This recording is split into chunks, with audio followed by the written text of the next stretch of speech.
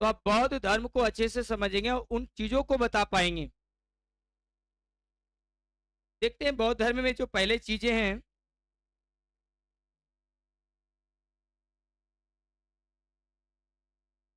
मेरे प्यारे साथियों, कहा है यहाँ पे देखेंगे कि बौद्ध धर्म के संस्थापक गौतम बुद्ध है। बौद्ध धर्म के जैसे ही आपकी चर्चा है मेरे प्यारे साथी, तो बौद्ध धर्म के संस्थापक पहले ही बारे में कौन कहलाएंगे? तो हमारे गौतम बुद्ध, महात्मा गौतम बुद्ध कहलाएंगे। तो आपसे पूछा जाए कि हमारे बौद्ध धर्म के संस्थापक कौन है, तो क्या बोलिएगा? गौतम बुद्ध। और ये गौतम बुद्ध का जो जन्म हुआ वो 563 ईसा पूर्व में। गौतम बुद्ध का जन्म कब हुआ? 563 ईसा पूर्व में हुआ। और कहा? कपिल वस्तु, कपिल वस्तु, जिससे हम लोग बोलेंगे पिपरा, पिपराहवा। क्या बोलेंगे? पिपराहवा। कपिल वस्तु जो है वहां एक स्थान है जिसका नाम है पिपराहवा। कपिल वस्तु के एक शहर होगा, वो स्थान है पिपराहवा के निकट नेपाल की तराई में अवस्थित लुम्बिनी एक गांव थी। ठीक है, समझना मेरे प्यारे साथियों। जैसे मान लिया जाए कि कपिल वस्तु एक गांव था, इनकी माता कुछ दूरी कुछ इसे कपिल वस्तु से निकल करके कहीं जा रही थी और रास्ते में उन्हें क्या हो गया? डिलीवरी होने वाले थी, जहां उस स्थान का नाम था लुम्बिनी। क्या नाम था? लुम्बिनी। क्या नाम था? लुम्बिनी नाम था। तो ये कहता है कि हमारे गौतम बुद्ध का जो जन्म हुआ 1563 ईसा पूर्व में कपिल वस्तु अर्थात पिपरावा के निकट नेपाल की तराई में अवस्थित लुम्बिनी, जिसे हम लोग कहते हैं रूभी नंदेई, रूभी नंदेई। ठीक है, रूभी नंदेई में हुआ था मेरे प्यारे साथियों। और उसके बचपन का नाम था सिद्धार्थ। उसके बचपन का नाम क्या था? सिद्धार्थ था। तो आपकी सवाल क्या पूछ सकती है? तो पहला पूछेगा बौद्ध धर्म के संस्थापक कौन है? तो गौतम बुद्ध है। फिर पूछेगा गौतम बुद्ध का जन्म कब हुआ? 563 ईसा पूर्व में कपिल वस्तु के निकट नेपाल की तराई लुम्बिनी में हुआ था इनका जन्म। और इनका बचपन का नाम था सिद्धार्थ। इनका बचपन का नाम क्या था? सिद्धार्थ नाम था मेरे प्यारे साथियों। उसके बाद चलते आगे, कहते हैं कि जब इनका बचपन का नाम सिद्धार्थ था, इनके पिता का नाम क्या होगा? तो मेरे प्यारे साथियों, इनके पिता का नाम, गौतम बुद्ध के पिता के जो नाम थे, गौतम बुद्ध के पिता शुद्रोधन। क्या थे? शुद्रोधन। शुद्रोधन कपिल वस्तु के गणतांत्रिक साखियों के प्रधान थे। प्रधान का अर्थ होता है मुखिया। प्रधान का क्या अर्थ होता है? मुखिया। तो अगर आपसे पूछा जाए कि गौतम बुद्ध के पिता शुद्रोधन जी जो थे कपिल वस्तु के गणतांत्रिक साखियों के प्रधान थे, मुखिया थे। लेकिन आपसे सवाल पूछ दिया जाए कि गौतम बुद्ध के पिता कपिल वस्तु के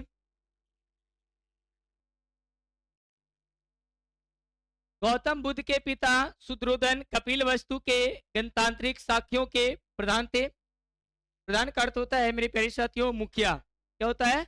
मुखिया होता है। तो यहाँ पे सवाल पूछा जा सकता है कि गौतम बुद्ध के पिता का नाम क्या था? तो क्या बोलिएगा? शुद्रोधन बोलिएगा।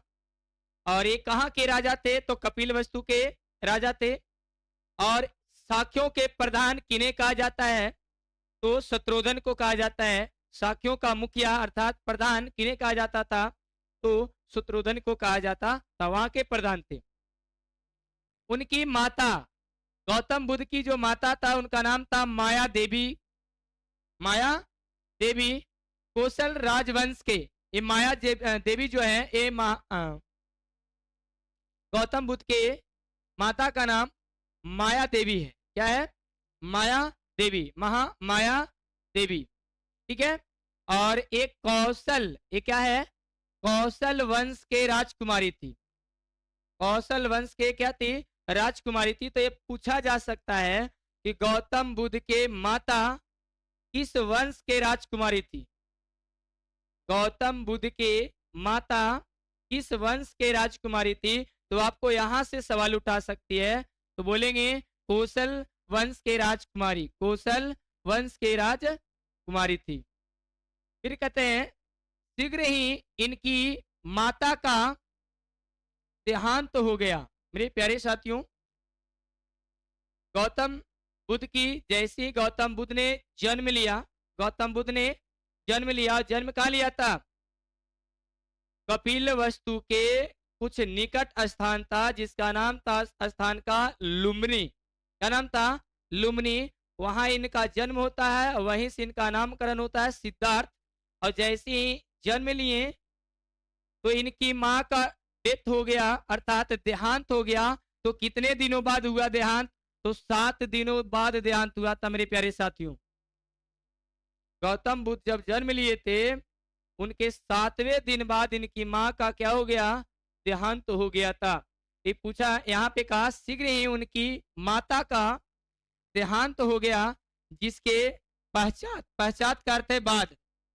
ठीक है। जिसके बाद उनकी मौसी, गौतम बुद्ध के क्या है? मौसी, सिद्धार्थ के मौसी, जिनका नाम है महाप्रजापति गौतमी। क्या नाम है? महाप्रजापति गौतमी ने गौतम का पालन और पोषण किया। तो आपसे पूछ सकता है कि महात्मा बुद्ध या सिद्धार्थ का पालन पोषण किसने किया? माँ ने, मौसी ने, चाची ने, इनमें से सभी? तो आप ऑप्शन मार सकते हैं क्या? महाप्रजापति गौतमी, जिसे हम क्या बोलेंगे ऑप्शन में? मौसी बोले थे, तो आपका ऑप्शन बी होगा मौसी। ये पूछ सकता था। लेकिन अगर और सवाल घुमा दे कि गौतम बुद्ध अर्थात सिद्धार्थ का लालन पोषण किसने किया? महाप्रजापति गौतमी ने, माया देवी ने, ए और बी दोनों, इनमें से कोई नहीं। तो पालन पोषण अगर कहे तो महाप्रजापति गौतमी ने किया। यहाँ पे सवाल पूछा जा सकता है। कहता है गौतम का लालन पोषण किया और उनकी पत्नी, अब गौतम बुद्ध के पत्नी का जो नाम हुआ, गौतम बुद्ध के पत्नी का नाम क्या था? यशोधरा। क्या नाम था? यशोधरा। ठीक है। गौतम बुद्ध के पत्नी का नाम, सिद्धार्थ के पत्नी का नाम यशोधरा थी, एवं इनका एक पुत्र था जिनका नाम राहुल था। जिनका नाम क्या था? राहुल था। मेरे प्यारे साथियों, अब आगे सवाल देखिए। आपको हम सवाल बहुत सारे सवाल बताएं कि गौतम बुद्ध के पिता का नाम शत्रुघ्न था। ये कहाँ के राजा थे? तो कपिल वस्तु के राजा थे। और ये साखियों का क्या थे? मुखिया थे। प्रधान उसी को कहा गया, मुखिया को। पूछेगा इनकी माता का क्या नाम था? माया देवी। और माया देवी जो थे, गौतम की माँ जो थी, किस वंश से आती थी? तो कौशल राजवंश से आते थे। और शीघ्र इनकी क्या हो गई? मृत्यु हो गया था। कितने दिनों बाद? 7 दिनों बाद। गौतम बुद्ध का जन्म होने के 7 दिनों बाद इनका क्या हो गया था? मृत्यु हो गया। मेरे प्यारे साथियों, फिर उसके पश्चात उनकी मौसी ने लालन पालन किया। उस मौसी का नाम था महाप्रजापति गौतमी। और इन्होंने, गौतमी ने ही पोषण पालन किए। और इनकी पत्नी का नाम गौतम बुद्ध के पत्नी का नाम यशोधरा थी। और एक इनका एक पुत्र था जिनका नाम राहुल था। मेरे प्यारे साथी, अब आगे चलेंगे।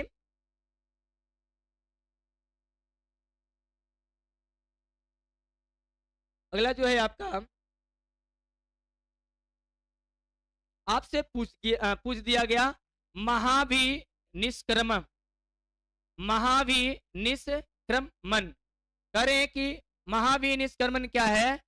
बौद्ध साहित्य में, बौद्ध साहित्य में बुद्ध के गृह त्याग को ही क्या कहा गया? महाविनी निष्कर्म। क्या कहा गया? ये बहुत महान काम किए, इसीलिए इन्हें महाविनिष्कर्म कहा गया था। क्योंकि अपने सोचो, कोई राजा जिसके पास एक कपिल वस्तु पूरा राज्य हो, सोचो उन्हें त्याग करके अपने ज्ञान को प्राप्ति करने लिख लेते, अपने के खोज करने के लिए लिख लेते। अब आज कल के देखिए, इतना लालची कि आज के पास आपके पास 1 रुपया भी छोड़ने के लिए तैयार नहीं है। नहीं, तो ये कहता है कि ये क्या थे? महाविनिष्कर्म थे। इन्होंने अपने घर को, अपने राजमहल को, अपने पत्नी को, अपने पुत्र को भी त्याग दिए, इसलिए इन्हें कहा गया महाविनिष्कर्म कहा गया। गौतमी बुद्ध, महात्मा बुद्ध जो थे, महात्मा बुद्ध ने 29 वर्ष के उम्र में, 29 वर्ष के आयु में गृह त्याग दिए। तो आपसे सवाल पूछे जा सकते हैं, आपसे सवाल पूछे जा सकते हैं कि गौतम बुद्ध ने कितने वर्षों के उम्र में, कितने वर्षों के उम्र में संन्यास लिए या घर को त्याग दिए थे? तो 29 वर्ष के उम्र में ये सवाल पूछा जा सकता है। उन्होंने जीवन से संबंधित 4 दृश्य को देखे। अब क्यों त्यागे थे, उनका कारण भी बताते हैं कि क्यों त्यागे हो। तो उन्होंने जीवन के संबंधित 4 दृश्य को देखे, वो प्रभावित हो गए और होकर घर का त्याग कर दिए। अब वो 4 दृश्य ऐसा था कि देखने से उनके अंदर क्या हो गया? जागरूकता जाग गई। पहला दृश्य था वृद्धि व्यक्ति को देखना। वृद्ध जो बुढ़ा है उन्हें देखते, कहता है वृद्ध व्यक्ति, बुढ़ा व्यक्ति को देखना, रोगी को देखना, तीसरा मृतक को देखना, चौथा है सन्यासी को देखना। ये चारों को देखे थे। उनका दृश्य क्या था? बूढ़े व्यक्तियों को देखना, कि बूढ़ा व्यक्ति को जब देखे थे तो सोचे थे, उन्होंने सोचे इतना बुढ़ापा में दर्द होती है, इतना हमें दर्द झेलना पड़ेगा। फिर दूसरी, रोगी को देखे कि इतना दुख से ये पीड़ित है। फिर देखे मृतक को, मरे हुए जब जा रहे थे कि हम भी एक दिन इसी तरह से लगता है टंग करके जाएंगे, तो हमारा इसलिए जन्म नहीं हुआ, हमें कुछ खोज करनी चाहिए, हम अपने को खोज करनी चाहिए। इन्हें सन्यासी को देखना। अब सन्यासी को देखे तो उनसे भी क्या हो गया? एक तरह से मोटिवेशन आ गया इनके अंदर कि हमारा जन्म हुआ तो काहे के लिए हुआ? क्या राज्य पाठ चलाने के लिए ही हुआ है? तो इनका एक सोच बन गया कि हमें कुछ ना तो कुछ जरूर खोज करना है इस जीवन में। चलिए अगला सवाल है आपकी, अगला है, आगे क्या है?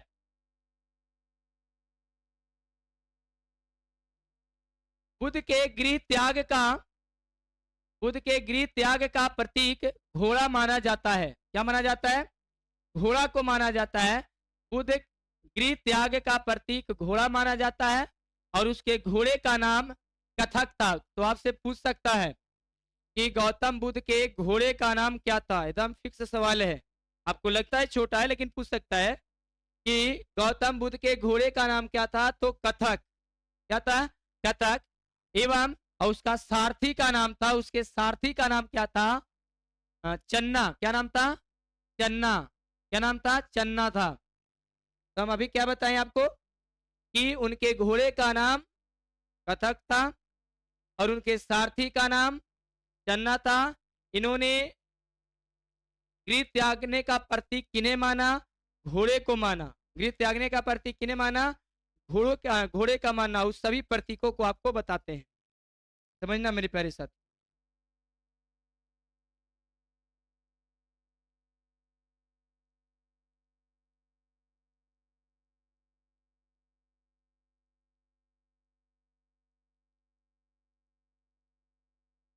अब इन्होंने ज्ञान की प्राप्ति के लिए, ज्ञान की प्राप्ति के लिए क्या किए, इनके बारे में अब समझेंगे गौतम बुद्ध के, कि ज्ञान की प्राप्ति हुआ तो कैसे हुआ। ज्ञान प्राप्ति, ज्ञान प्राप्ति बुद्ध के प्रथम गुरु, बुद्ध के प्रथम गुरु वैशाली के अलार कलाम थे। अब आपसे पूछा जाए कि महात्मा बुद्ध के प्रथम गुरु कहाँ के थे, तो वैशाली के। कहाँ के थे? वैशाली के थे। महात्मा बुद्ध के प्रथम गुरु कौन थे? तो अल्लार कलम कलम क्या था? अल्लार कलाम थे। अल्लार कलाम थे। और ये अल्लार कलाम जो थे, ये संख्या दर्शन के आचार्य थे। संख्या दर्शन के क्या थे? आचार्य थे, जिनसे उन्होंने संन्यास काल में शिक्षा प्राप्त की। जब बुद्ध भगवान सन्यासी बने थे, उस समय संन्यास काल में ही इनसे आलर कलाम से ही क्या किए? सन्यासी का शिक्षा प्राप्त किए। कौन? महात्मा बुद्ध। फिर एक आए गुरु जिनका नाम था रुद्रक रामपुत्र। रुद्रक रामपुत्र, उनके एक और गुरु थे जिनका नाम क्या था? रुद्रक रामपुत्र। बुद्ध ने उर्वेला, जहां पे अभी बोध गया बसा है, पहले उस स्थान का नाम था उर्वेला। हम लोग कहते हैं बोध गया, ही तो बौद्ध धर्म के हिसाब से बुद्ध के नाम पर ही कहा गया बोध गया, लेकिन पहले उस स्थान का नाम था उर्वेला। तो आपसे एक सवाल पूछ सकता है कि बोध गया का सबसे पुराना, जब गौतम बुद्ध ने प्राप्त कर रहे थे, उसे का नाम क्या था? तो उर्वेला नाम था। क्या नाम था? उर्वेला। और ये जो उर्वेला है, ये निरंजना नदी के तट पर है। ये कहाँ है? निरंजना नदी के तट पर है। निरंजना नदी के तट पर कठोर तपस्या की तथा सुजाता नामक लड़की के हाथों खीर खाकर उपवास तोड़े थे। एक तपस्या कर रहे थे एक पीपल के पास। पीपल तर बैठ करके इन्होंने कठोर तपस्या कर रहे थे। तो उस समय एक लड़की आती है जिसका नाम था सुजाता। क्या नाम है? सुजाता।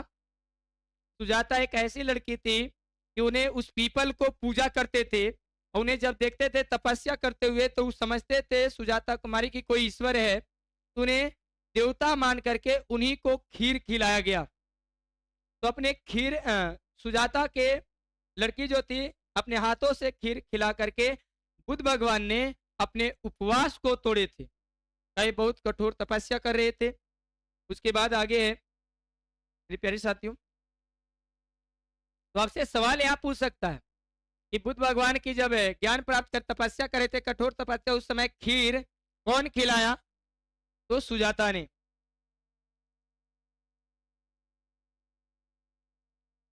इसके बाद 35 वर्ष की आयु में, उम्र में, वैशाख पूर्णिमा के दिन, ध्यान से मेरे प्यारे साथियों समझना, 35 वर्ष की आयु में वैशाख पूर्णिमा के दिन बोध गया में एक पीपल के नीचे, एक पीपल के वृक्ष के नीचे, एक पीपल के वृक्ष के नीचे उन्हें ज्ञान प्राप्त हुआ, जिसे संबोधि कहा जाता है। क्या कहा जाता है? संबोधि। बुद्ध भगवान जिस स्थान पे एक पीपल के नीचे, एक पीपल वृक्ष के नीचे ज्ञान प्राप्त किए, उन्हें संबोधि कहा गया। क्या कहा गया? संबोधि कहा गया मेरे प्यारे साथियों। तब से वे बुद्ध अर्थात प्रज्ञानवान कहा लाने लगा। कौन? बुद्ध जो थे प्रज्ञानवान कहलाने लगे, और पीपल का वृक्ष बोधि वृक्ष कहलाने लगा, और जो पीपल का वृक्ष था वो बोधि वृक्ष कहलाने लगा मेरे प्यारे साथी। और एक बात और बता दें कि हमारे बुद्ध भगवान ने जब ये तपस्या किए थे, तो ये आत्मा को विजय प्राप्त किए थे। अपने आत्मा पे इन्होंने विजय प्राप्त किए थे, अपने आत्मा पर विजय प्राप्त कर लिए थे। कौन? गौतम बुद्ध। तो ये बोधि वृक्ष कहलाने लगे। और आगे बुद्ध को तथागत, बुद्ध को क्या? तथागत। तथागत का अर्थ होता है वस्तुओं के वास्तविक जानकार, वस्तुओं के वास्तविक जानकार। ये कोई भी वस्तुओं के, कोई भी, जैसे हृदय की, मन की, ये क्या हो गए? वस्तुओं की वास्तविक जानकार बन गए। जो मैत्रेय और शाक्य मुनि भी कहा जाने लगा। और इन्हें क्या कहा जाने लगा? मैत्रेय और शाक्य मुनि भी कहा जाने लगा। किन्हें?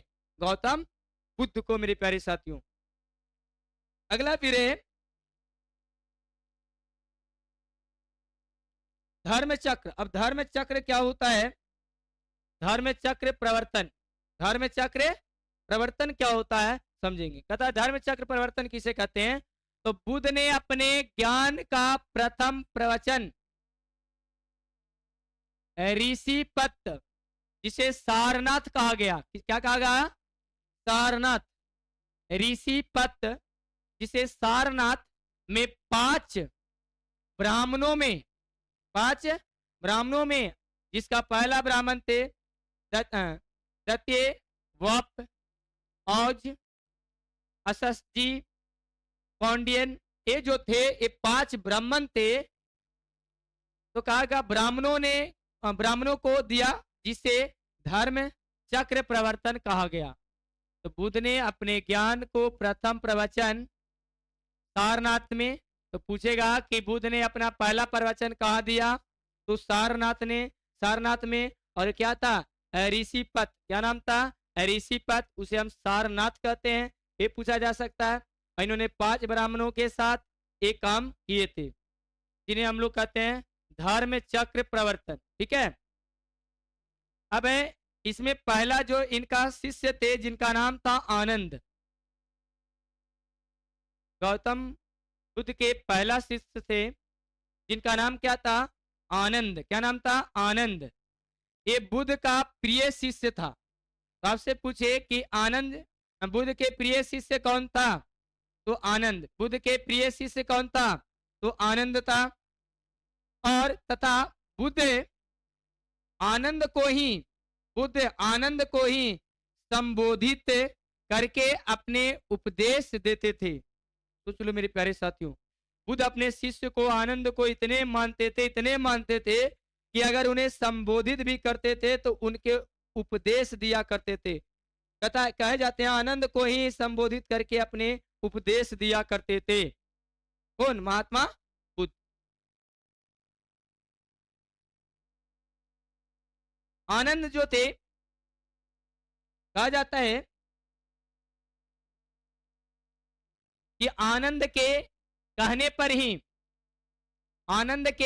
पर ही महात्मा बुद्ध ने बौद्ध संघ में स्त्रियों के प्रवेश की अनुमति दी थी। नहीं तो स्त्रियों का प्रवेश नहीं था हमारे बौद्ध धर्म में स्त्रियों का प्रवेश नहीं था। लेकिन आनंद के कहने पर, क्योंकि आनंद क्या थे? हमारे बुद्ध भगवान के क्या थे? प्रिय शिष्य थे। तो उन्हीं के कहने पर स्त्रियों को प्रवेश दिया गया, अनुमति दिया गया। और जो उनका पहला स्त्री था, उसमें प्रवेश लेने वाला जो पहला स्त्री थे, उनका नाम था महाप्रजापति गौतमी, जो गौतम बुद्ध के मौसी थे, जिन्हें लालन पोषण जो किए थे। ठीक है। तो महाप्रजापति गौतमी बुद्ध की बी माता कहने का अर्थ है सौतेली माँ। बी माता कहने का अर्थ है दूसरी माता। बी माता कहने का अर्थ है दूसरी माता या सौतेली माँ। तो सर्वप्रथम बौद्ध संघ में प्रवेश मिला। तो आपसे पूछेगा कि सर्वप्रथम बौद्ध संघ में किस स्त्री को मिला था? तो आप क्या बोलिएगा? महाप्रजापति गौतमी।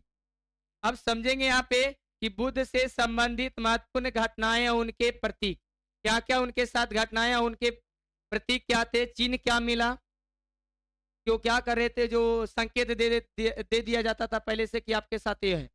तो देखिए, हाथी जो है ये माता के गर्भ के में आना, इस सपने में हाथी आया था तो माता के गर्भ में आना, ये प्रतीक था महात्मा बुद्ध के। कमल जो था वो बुद्ध का जन्म का, वो जब जन्म लिए थे वो कमल जो आया था सपने में। तो ये कहता है कमल जो है इनका बुद्ध का जन्म प्रतीक माना जाता है। बुद्ध का जन्म प्रतीक किसे माना गया? कमल का। और घोड़ा किसके प्रतीक बना था? तो गृह त्याग का। घोड़ा किसके प्रतीक बना था? तो गृह त्याग का। ज्ञान प्राप्ति कहाँ किए थे? तो किसका प्रतीक है? बोधि वृक्ष का। प्रथम उपदेश भी दिए थे, तो क्या है? धर्म चक्र। प्रथम उपदेश क्या दिए थे? धर्म चक्र। आपके ऑब्जेक्टिव में फिक्स है कि पूछ सकता है। इंद्रियों पर विजय। इंद्रियों पर विजय क्या है? भूमि स्पर्श। जब इन्होंने इंद्रियों पर विजय पा लिए थे, तो पहले जो पैर रखे थे भूमि भूमि को स्पर्श किए थे, इन्हें भूमि स्पर्श। इन्हें महापरिव अ, परि महाप महापरिनिवारण। महापरिनिवारण जो है, ये एक एक करवट सोना है। उनका एक तरफ वो सोते थे हाथ धर के करवट से, एक ही तरफ करवट की तरफ सोए हुए रहते थे। उनका प्रतीक माना गया एक करवट सोना, उसे हम कहा गया महापरिनिर्वाण। ठीक है, तो आपके ऑब्जेक्टिव यहां से पूछ सकती है। अब है महापरिनिर्वाण क्या है, समझेंगे।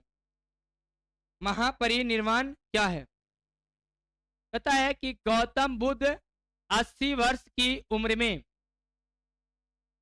जब इनका मृत्यु 483 ईसा पूर्व, मेरे प्यारे साथियों, 563 ईसा पूर्व में इनका जन्म हुआ और इनका मृत्यु 483 में। 483 में ईसा पूर्व में उल्टा गिनती चला करता था। क्या उल्टा गिनती चला करता था? 483 ईसा पूर्व में चुंद नामक एक कर्मकार कर्मकार के हाथों शुक्र खाने के उपरांत कुशीनगर में स्वर्ग वापसी हुए। स्वर्ग वापसी का मतलब उनका मृत्यु हो गया। यहां पर बताया गया कर्मकार, जो काम करने वाले हैं, मजदूर, उनके हाथों से क्या खाएं? शुक्र खाएं। अब यहाँ पर शुक्र का कई अर्थ होता है मेरे प्यारे साथियों। खराब भोजन जिसे मांस कहते हैं, यहाँ पे शुक्र का अर्थ है वैसा भोजन होगा जिन्होंने खाए और उनका क्या हो गया? उसके उपरांत कुशीनगर में स्वर्ग वापसी हो गए, उनका मृत्यु हो गया।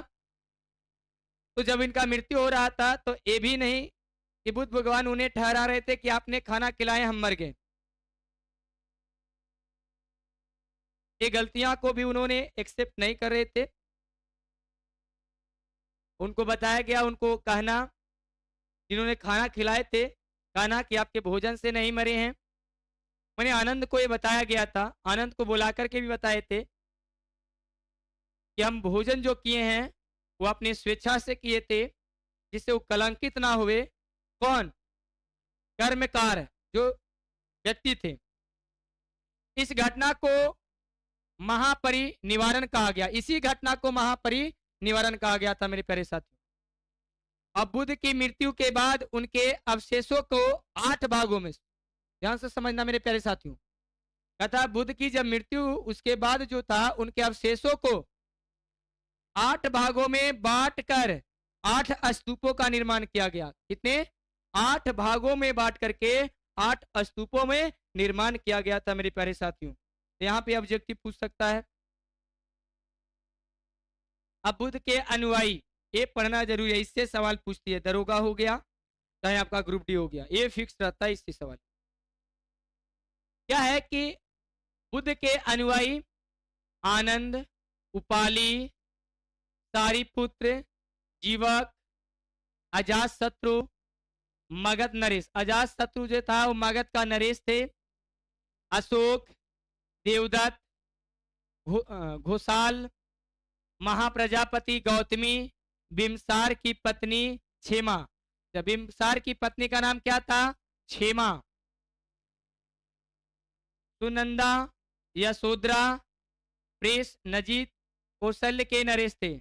प्रेस नजीत जो थे, जीत जो थे, प्रसेनजीत जो थे, और कौशल नरेश थे, वहां के राजा थे। तो इतना बताया गया। इनके अनुयायी थे, संबंधी हैं।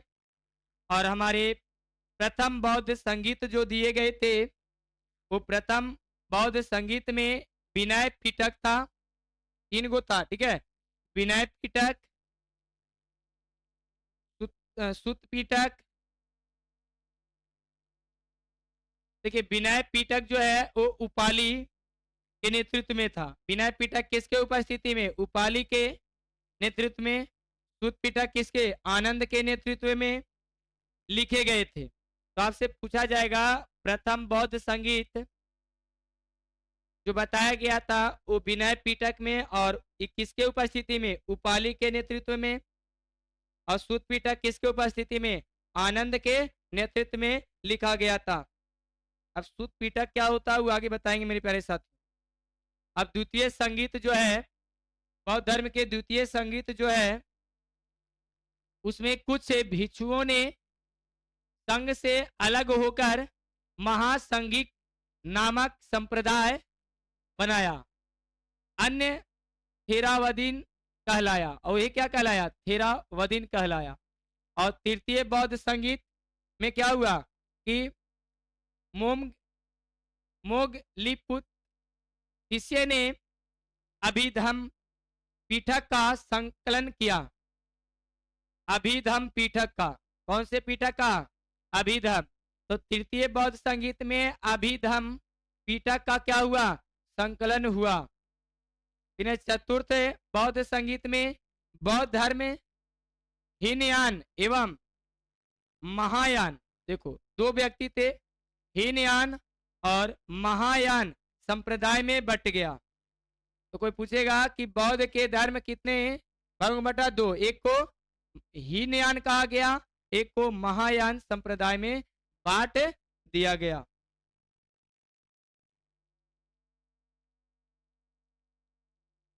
अबे बौद्ध साहित्य जो है बौद्ध धर्म के सबसे प्राचीन ग्रंथ त्रिपिटक थे। सबसे पुराना ग्रंथ जो बौद्ध धर्म के थे उन्हें त्रिपिटक को माना जाता है। किन्हें माना जाता है? त्रिपिटक को माना जाता है। अर्थात विनय पिटक, सूत पिटक और अभिधम पिटक, तीन पिटक कौन कौन?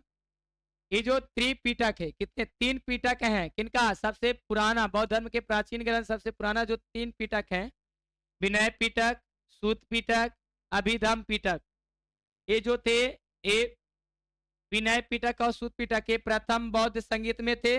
और ये तो थे क्या? अभिधम जो अभी बताएं आपके चौथे बौद्ध संगीत में थे। अब विनय पिटक क्या होता है? तो बौद्ध धर्म के नियमों का वर्णन इसमें मिलेगा, विनय पिटक में। कहा जाएगा सवालों में कि बौद्ध धर्म के नियमों का वर्णन मिलता है। ऑप्शन दे दिया जाएगा, विनय पिटक, सूत पिटक, अभिधम पिटक। तो आप ऑप्शन क्या मानिएगा? विनय पिटक। और इससे सूत पिटक में क्या कहा गया कि धार्मिक विचारों एवं वचनों का संग्रह है। सूत पिटक में बताया गया धार्मिक विचारों एवं वचनों का संग्रह है। और अधम पिटक में बताया गया कि बौद्ध दर्शन का वर्णन मिलता है। बौद्ध दर्शन का वर्णन किस में मिलता है? अभिधम पिटक में। कि बौद्ध का दर्शन कैसे होगा। अबे बुद्ध भ्रमण, महात्मा बुद्ध ने कहां कहां घूमे थे, भ्रमण किए थे, उनके बारे में कहता है बुद्ध ने लगातार भ्रमण कर केवल वर्षा ऋतु में भ्रमण नहीं करते थे, छोड़कर, कहा ना केवल वर्षा ऋतु में छोड़ दो। तो बुद्ध ने लगातार भ्रमण कर 40 साल तक, कितने साल तक वो भ्रमण किए? 40 साल तक उपदेश दिए। कितने सालों तक उपदेश दिए? भ्रमण करके घूम घूम के 40 साल तक उपदेश दिए। उन्होंने सर्वाधिक उपदेश कौशल प्रदेश में दिए थे। कौन प्रदेश में? कौशल प्रदेश। और जानते हो कौशल प्रदेश इनकी माँ कौशल राजवंश के क्या थे? इनकी माँ जो थी कौशल राजवंश के कन्या थी। ठीक है, तो उन्होंने उपदेश जो दिए कौशल प्रदेश की राजधानी श्रावस्ती में दिए थे सबसे अधिक। और बौद्ध धर्म के सिद्धांत क्या है? तो बौद्ध धर्म के सिद्धांत, पहला सिद्धांत है कि बुद्ध ने अपने अनुयायियों के लिए आचार नियम जिसे विनय निर्धारित किए गए, जो इस प्रकार है। अब देखिए किस प्रकार है, 4 नियम जो है।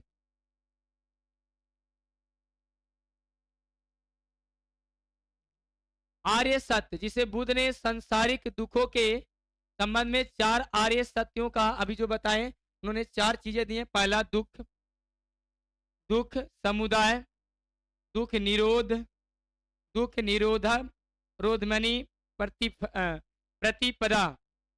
अगर आपके पास दुख है उसे दूर कर सकते हैं। दुखी समुदाय, सभी समुदाय दुख हैं, दुखी में रहते हैं। दुखी निरोध, दुख से भी हट सकते हैं, या तो दुखी एक क्या है, कारण बन जाती है, आपका विरोध बन जाता है। दुख निरोधम धामिनी प्रतिपदा, ये कहने का अर्थ है कि ये आप उत्पन्न अपने आप कर सकते हैं दुख को, या इस दुख को टाल भी सकते हैं, हटा भी सकते हैं। इस जीवन में कोई सुखी नहीं, सभी दुखी है। इसलिए जीवन को क्या कहते हैं, सुखी करने के लिए। इनके बाद इन्होंने अष्टांग योग दिए। गौतम बुद्ध ने क्या दिए, अष्टांग मार्ग। अब अष्टांग मार्ग कितने दिए, तो 8। अष्टांग का मतलब ये होता है 8 8। इन्होंने 8 मार्ग दिए। बुद्ध ने दुख की निवृत्ति के लिए, हटाने के लिए, दुखों को हटाने के लिए अष्टांगिक मार्ग बताए हैं। और यह 8 साधन है। पहला समयक दृष्टि, देखने। दूसरा समयक संकल्प, संकल्प ले। समयक वाक्य, समय के अनुसार वाक्य बोले कि किस समय वाक्य बोलनी है। समयक कर्मांतर, कर्म के बीच अंतर, कर्म करते रहिए। समयक आजीविका, कैसे जीनी चाहिए। समयक व्यायाम, व्यायाम करनी चाहिए। समयक स्मृति, ध्यान करनी, स्मृति का मतलब ध्यान करना। और समयक समाधि, कब तुम्हारा मृत्यु होगा समाधि लोगे। तो ये 8 अष्टांग मार्ग दिए थे कौन, गौतम बुद्ध। पहला अष्टांग क्या था, समयक दृष्टि, देखने। दूसरा का नाम था समयक संकल्प। तीसरा समयक वाक्य। तीसरा कर्मंती। चौथा आजीविका, जीवन को कैसे चलाने। फिर व्यायाम, उसके बाद स्मृति ध्यान, उसके बाद समाधि। मेरे प्यारे साथियों, ये 8 जो थे समयक दिए, अष्टांगिक मार्ग दिए। निवारण, वो अपने जीवन से, कोई भी व्यक्ति अपने जीवन से कैसे निवारण हो सकता है, कैसे उसे मौज की प्राप्ति हो सकता है। नहीं हुआ तो भी जीवित में उसे मौज की प्राप्ति हो सकता है, इन्होंने बताए। देखते हैं, समझते हैं। तथा बौद्ध के अनुसार यदि कोई व्यक्ति इन 8 मार्गों का अनुसरण करता है, जो 8 मार्ग बताया गया, उन्हें अगर अनुसरण करे तो वह अपना लक्ष्य प्राप्त कर लेगा। लक्ष्य का अर्थ होता है निवारण, प्राप्त कर लेगा। और ये लक्ष्य जिसे निवारण कहते हैं, वो बौद्ध धर्म का परम लक्ष्य है, जिसका अर्थ है दीपक का बुझ जाना, अर्थात जीवन मरण के चक्र से मुक्त हो जाना। आपका जो जीवन का मरण चक्र है, कहता है कि एक मानव जो है ये 40 योनियों तक बार बार जंतुओं में ही जन्म लेना पड़ता है उनकी आत्माओं को। तो हम ये कहना चाह रहे हैं, इन्होंने ये कहना चाह रहे हैं कि दीपक का बुझ जाना अर्थात जीवन मरण के चक्र से मुक्त हो जाना अभी भी संभव है। कहता है 10 सील क्या है, कहता है कि निर्वाण, जिसे हम लोग क्या कहते हैं, लक्ष्य को और सरल बनाने के लिए बुद्ध ने 10 सीलों का भी प्रतिपादन किया है। जो पहला है अहिंसा। पहला क्या है, अहिंसा। आप लड़ाई झगड़ा से आप दूर रहिए। सत्य बोलना। अस्तेयी अर्थात चोरी ना करना, चोरी ना करना। पराये, समझना मेरे प्यारे साथियों, क्या, अहिंसा, लड़ाई ना करना, सत्य बोलना, चोरी ना करना, पराये, पराया ना बनना, पराये धन का लोभ नहीं करना चाहिए। पराये धन का अगर आप लोभ कीजिएगा तो आपकी जन्म मरण की चक्र से आप मुक्त नहीं होइएगा। नशे का सेवन ना करना, स्त्रियों से दूर रहना, दुराचार से दूर रहना, असमयक भोजन नहीं करना और सुगंधित पदार्थों वर्जित, आप सुगंधित पदार्थों को वर्जित कीजिए और आभूषणों का त्याग करना। यही आपकी 8 जो है वो निवारण है, आपके लक्ष्य है। तब उनके साधना में लीन होइएगा इन सभी को त्याग करके। फिर है त्रिरत्न। बौद्ध धर्म में 3 रत्न बताए गए। पहला इसमें कहा गया 3 रत्न है कि बौद्ध धर्म में के 3 रत्न है। पहला बुद्ध, धम्म, संघ। ये 3 रत्न है बौद्ध धर्म में। कौन कौन? बुद्ध, धम्म और संघ। तो आपसे पूछा जा सकता है कि बुद्ध धर्म में कितने रत्न हैं? तो 3 रत्न है। कौन कौन? बुद्ध, धम्म और संघ। बुद्ध ने अपने उपदेशों का प्रचार पाली भाषा में किए थे। कहेगा बुद्ध ने अपने उपदेशों का प्रचार किस भाषा में किए थे? तो पाली भाषा में किए थे। और बौद्ध धर्म ईश्वर और आत्मा को नहीं मानता है। बौद्ध धर्म में बाबू एक चीज याद रखना, बौद्ध धर्म में जो है वो ईश्वर और आत्मा को नहीं मानते हैं। ईश्वर और आत्मा को नहीं मानते हैं। अगला सवाल, अगला है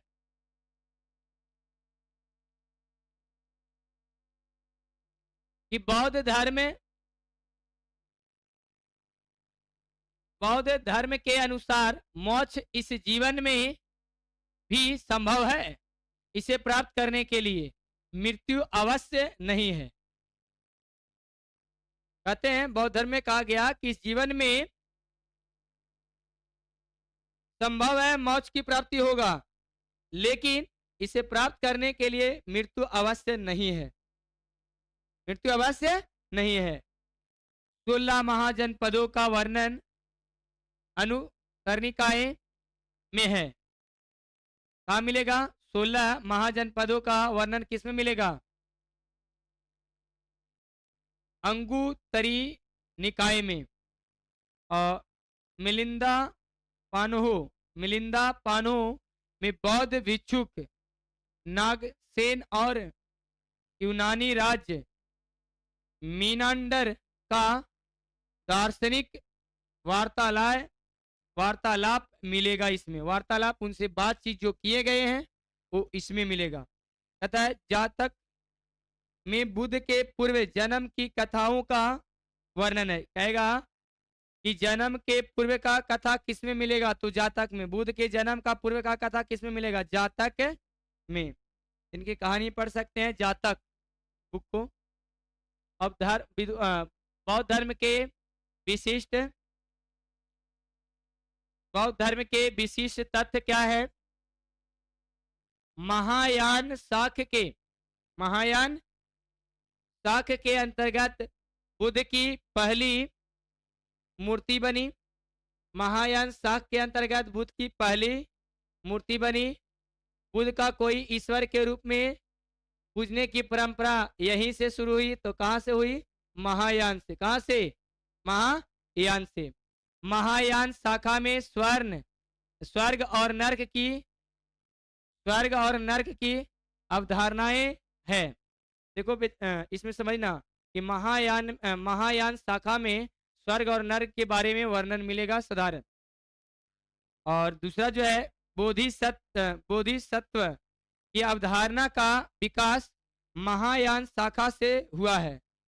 कुल 4 बोधिसत्व वर्णित है। पहला मंजूश्री, वर्जापनी, मंजूश्री, वर्जपानी, क्या है? पदम पानी और जो है मैत्रीय। ये 4 हैं जो अभी अवतरणीय होना शेष है। अभी और शेष बचा है और लिखा जा सकता है। और जो है बंगाल के शैव शासक जिसे शशांक कहा गया, बंगाल के शैव शासक जिसे शशांक ने बोधि वृक्ष को कटवा दिया था। तो पूछा जाएगा कि किसने बौद्ध वृक्ष को कटवाया था? किस शासक ने बौद्ध वृक्ष को कटवाया था? तो हमारे बंगाल के शैव शासक जिसे शशांक ने बौद्ध वृक्ष को कटवा दिया था और इसमें कनिष्क, हर्षवर्धन, महायान शाखा के पोषक शाख थे किसका? कनिष्क, हर्षवर्धन, किसका? महायान शाखा के। और महायान शाखा के अंतर्गत माध्यमिक, जिसे हम कहते हैं शून्यवाद, एवं विज्ञानवाद, जिसे योग 4 शामिल हैं। तो आपसे पूछा जाएगा महायान शाखा के अंतर्गत क्या क्या शामिल है? तो माध्यमिक, विज्ञानवाद, जिसे विज्ञानवाद को योगाचार कहा गया है, शामिल है। योगा इसी में बताया गया है। तो आपकी यहाँ तक आपकी क्लास से क्या हो गया? बौद्ध धर्म की पूरी चीजें क्या हो गई? आपको समाप्त कर दिए। तो इससे बहुत सारे ऑब्जेक्टिव आपको क्या किया जाएगा? पूछा जाएगा मेरे प्यारे साथियों। इसे कंप्लीट पूरी तरह से कर लेना, फिर अगले दिन आपको क्लास हम देंगे।